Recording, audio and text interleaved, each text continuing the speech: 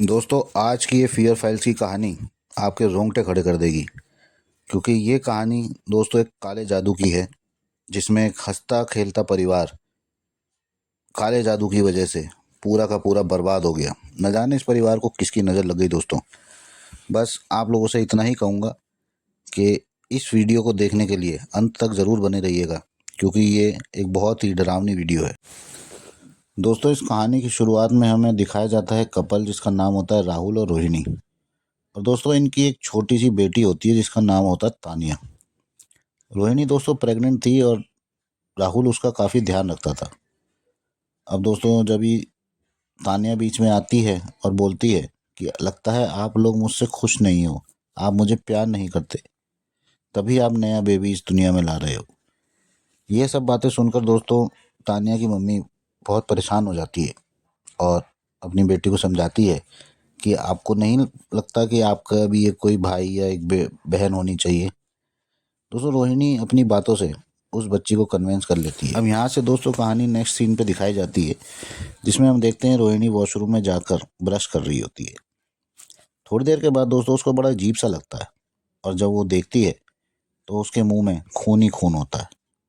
और उसी के साथ साथ दोस्तों शीशे के ऊपर भी सारे में खून ही खून होता है।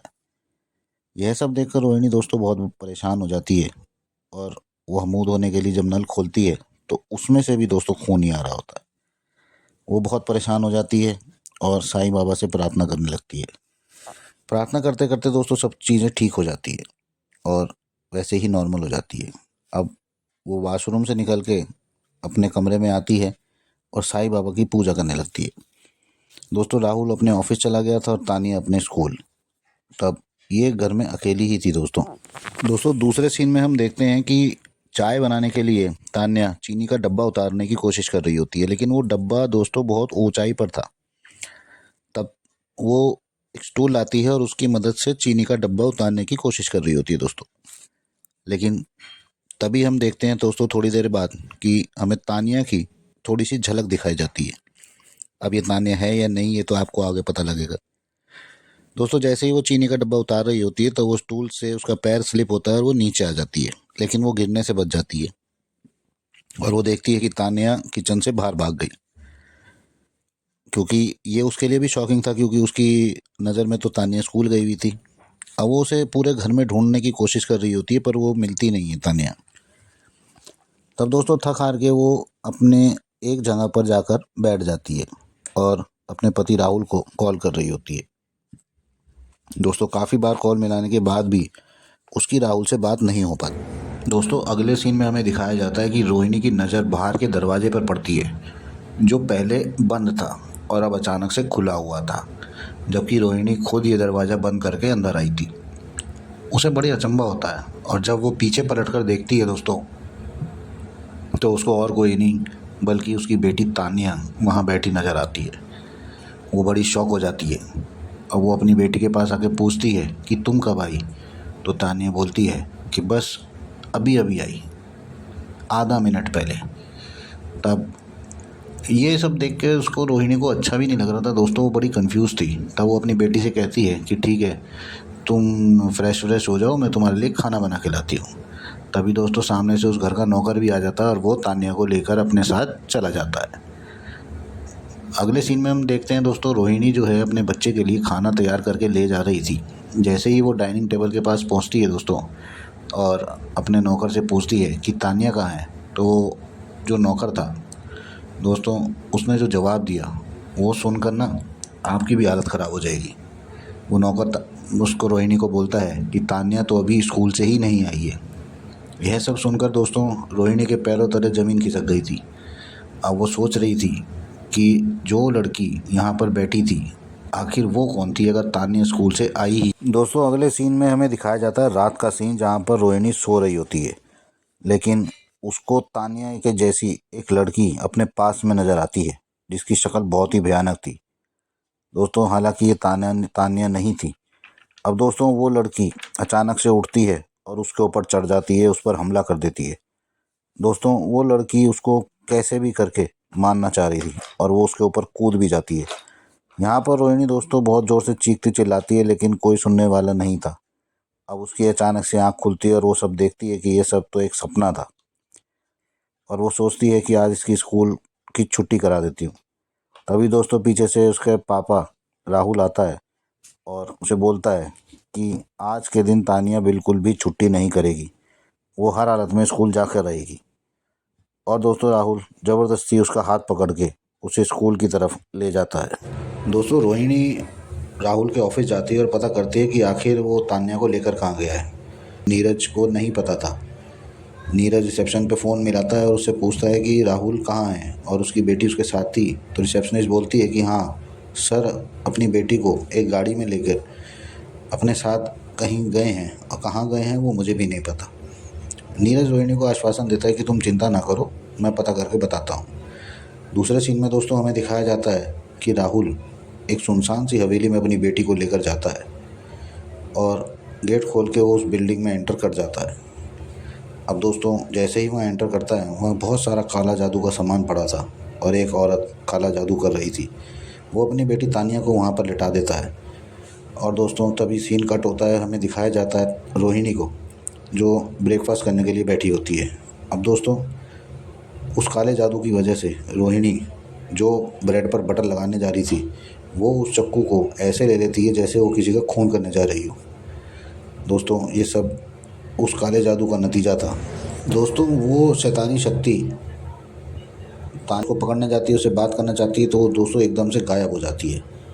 यह सब बात देखकर रोहिणी दोस्तों बहुत ही हैरान परेशान हो जाती है। वो राहुल को कॉल करती है लेकिन कॉल नहीं मिलता। तब नीरज उसको फ़ोन करता है और बोलता है कि मैं राहुल के पास आ गया हूँ, उसी जगह पर जहाँ पे मैंने तुम्हें बताया था, और मैं उसके इम्पोर्टेंट साइन लेने हैं उसके लिए आया हूँ। अब दोस्तों तभी हम दूसरे सीन में देखते हैं कि राहुल वहाँ पर आ जाता है और नीरज उसे साइन करने को बोलता है। नीरज उससे काफ़ी बार पूछता है कि तानिया कहाँ है, लेकिन राहुल उसको बिना बताए अंदर वापस हवेली में चला जाता है। अब दोस्तों थोड़ी देर में सीन शिफ्ट होता है और हमें दिखाया जाता है रोहिणी को। रोहिणी जो पहले ही काफ़ी ज़्यादा परेशान रही, अब वो कबर्ड को छानती है तो उसे दोस्तों एक पुराना फ़ोन मिलता है, जो फ़ोन राहुल का था, जिसमें उसकी ऑफिस में काम करने वाली सोनाली और उसकी काफ़ी सारी साथ में पिक्चरें उस फ़ोन में रिकॉर्ड थी। यह सब देख के दोस्तों रोहिणी अंदर से बिल्कुल टूट जाती है और रोने लगती है। तभी दोस्तों यहाँ से कहानी दोबारा से शिफ्ट होती है और हमें दिखाया जाता है नीरज को, जो इस वाक़या को तहकीकात करने के लिए उस हवेली के अंदर चला जाता है। अब दोस्तों वहाँ पर वो सब जो देखता है दोस्तों, उसके पैरों तले ज़मीन निकल जाती है। वो देखता है सोनाली को काला जादू करते हुए और साथ में उसके तानिया लेटी हुई होती है। दोस्तों वो सब सबूत इकट्ठे करने के लिए अपने फ़ोन को निकालता है और वहाँ रिकॉर्डिंग करनी शुरू कर देता है। थोड़ी देर के बाद दोस्तों वही भयानक सी दिखने वाली लड़की उसके रिकॉर्डिंग करते करते सामने बिल्कुल कैमरे के सामने आकर खड़ी हो जाती है। यह देखकर राहुल और नीरज बहुत ज़्यादा शॉक हो जाता है। तभी सोनाली भी वहाँ आ जाती है और उसके ऊपर हमला कर देती है, जिससे दोस्तों उसकी वहीं पर मौत हो जाती है। अब दोस्तों उधर दूसरे सीन में घर पर रोहिणी के पास भी वही काला साया आ जाता है जो उसके बच्चे को मारने की कोशिश कर रहा होता है। लेकिन रोहिणी साईं बाबा के मंदिर के पास पहुंच जाती है और साईं बाबा से प्रार्थना करती है। तभी वो साया वहां से गायब हो चुका होता है। अब दोस्तों रोहिणी फैसला कर लेती है कि वो जैसे तैसे अपनी बच्ची को वहाँ से लेकर आएगी, क्योंकि वो जगह जहाँ पर राहुल ने तान्या को रखा हुआ है वो असल में राहुल का पहला घर है, जहाँ पर वो पला बड़ा था और पैदा हुआ था। दोस्तों यहाँ पर रोहिणी डिसाइड कर लेती है कि वो अपनी बच्ची को हर हालत में बचा के रहेगी, और वो जैसे तैसे उस बिल्डिंग के पास पहुँच जाती है। अब दोस्तों जैसे ही वो कार से निकलने वाली होती है, तभी वो अचानक से काला साया फिर से उस पर हमला कर देता है। लेकिन रोहिणी साईं बाबा का नाम लेती है और वो साया वहाँ से गायब हो जाता है। जैसे तैसे दोस्तों करके हिम्मत करके रोहिणी उस हवेली में एंटर कर जाती है।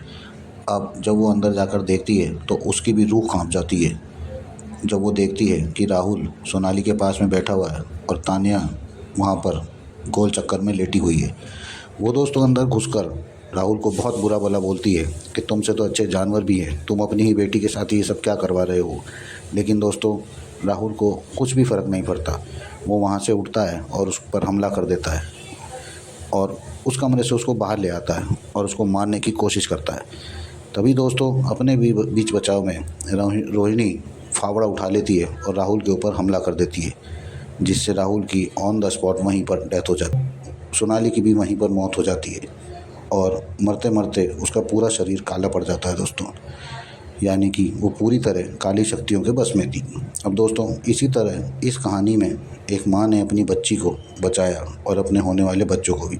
दोस्तों कहानी आपको अच्छी लगी हो तो चैनल को सब्सक्राइब कर देना और ये कहानी कैसी लगी कमेंट में करके ज़रूर बताना। और दोस्तों चैनल को सब्सक्राइब कर देना और वीडियो को शेयर ज़रूर करना।